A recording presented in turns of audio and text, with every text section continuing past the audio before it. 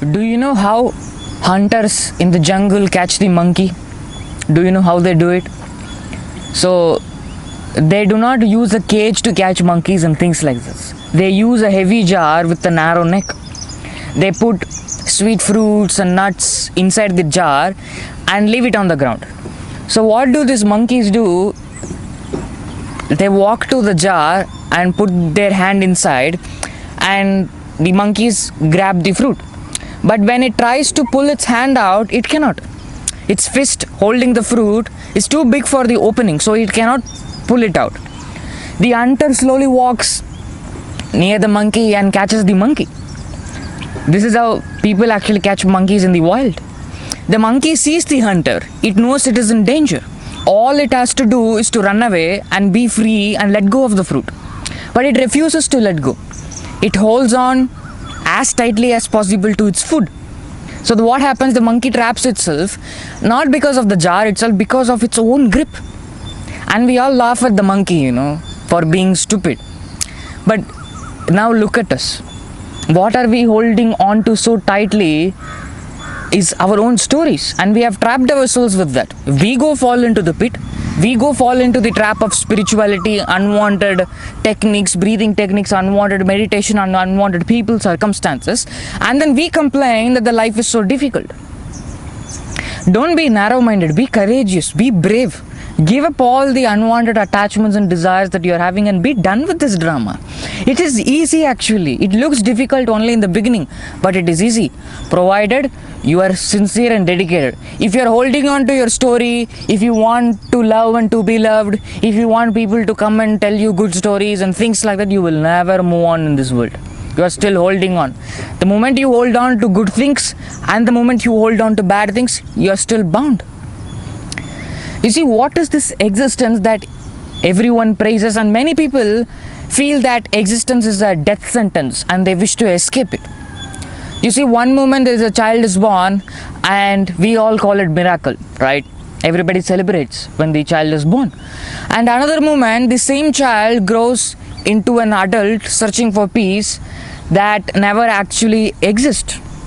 Is this not strange? You see, if existence is only a gift, why does every heart know suffering? And if existence is a death sentence, why does every heart continue to cling to it? Because both questions arise only because ego stands between truth and reality. So listen carefully. Existence itself is never the problem. It has never wounded or tortured anyone. It has never chained anyone from the beginning. The prison is not existence. The prison is the one who says, this existence belongs to me. Tell me, before this body was born, where was your anxiety? Before this mind collected its memories, where was your fear? Before the word I appeared, what exactly was imprisoned? What happened? Nothing. The chain appeared only after the thought of ownership appeared. You say my life, my success, my love, my suffering, my future. Every my becomes another iron link to the chain. And you are bound because of your own creation, not by the world or God. There is no karma sitting in one corner of the heaven saying, this person, I don't look your face, therefore you have to go to karma and things like that. You have too much money, I'm going to take money from you. How can you have good relationship? Let me spoil the relationship. The karma is not working like that. There is nothing in this world which is sitting and giving you for your own actions and things like that. Don't be narrow-minded. See that you are the self-aware reality and be done with this drama. How long are you going to hold on to your suffering? How long are you going to hold on to gurus, ashrams, organizations, spirituality and all those unwanted things?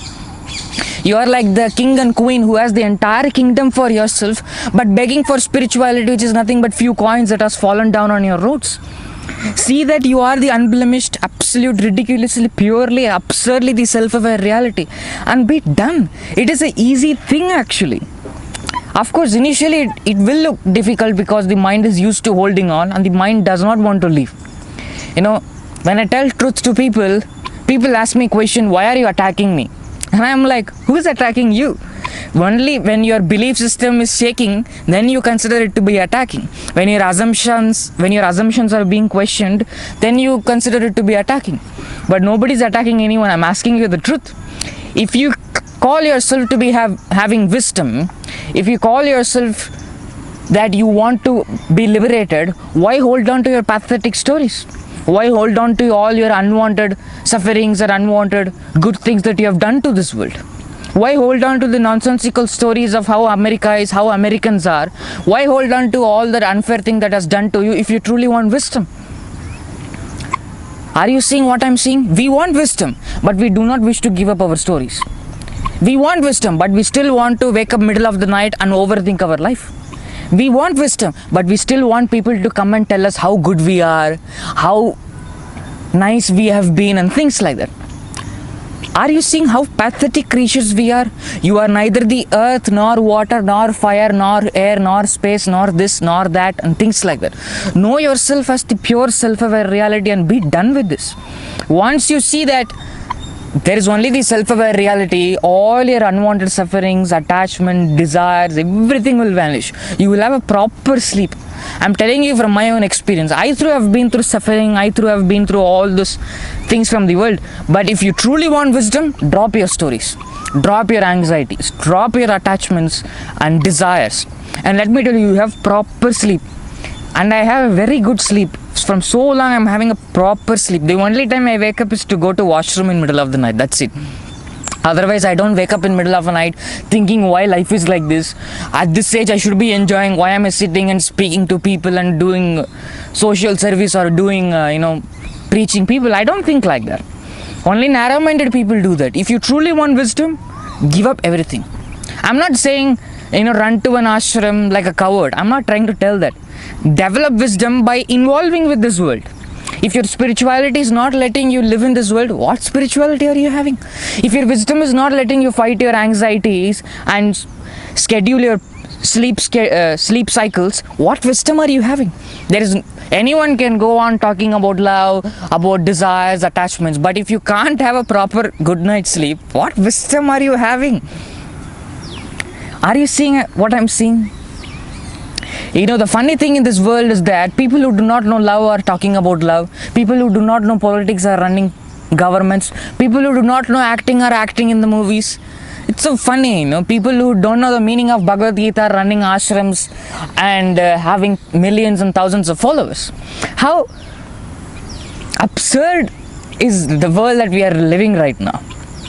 You see, if you are not the body, if you are not the mind, if you are not the passing emotions, then who exactly is suffering? Think about that. Don't come and complain to me that your life is difficult. Nobody's life is easy.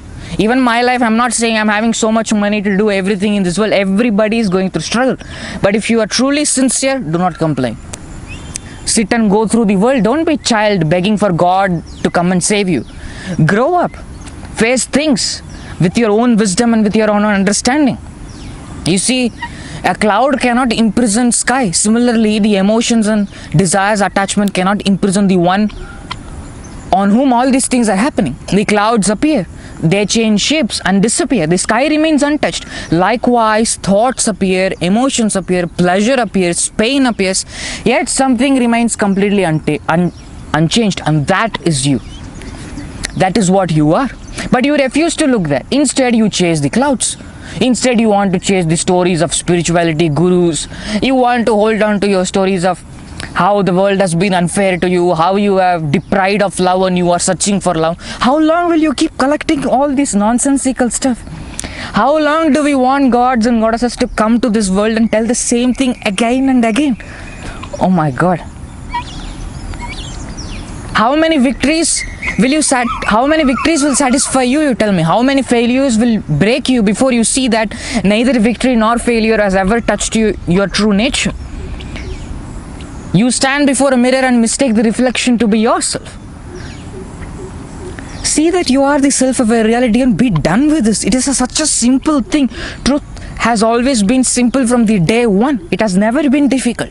If it is difficult, you are only giving excuses. If it is difficult, you are only holding on to this truth like an intellectual thing. If you truly have wisdom, you will not go through suffering or unwanted things. In fact, from my own experience, if I have to give, I don't involve in anything that will spoil my peace of mind. I do not involve in anything that is going to bring suffering to me. If whatever is going on, right now, that you will go through. But the past and the future, everything will be destroyed. What will be left is only the present. Ultimately, I will conclude my speech by saying that follow the message, not the messenger. I'm doing all the social media just to make a living and for the joy of speaking alone.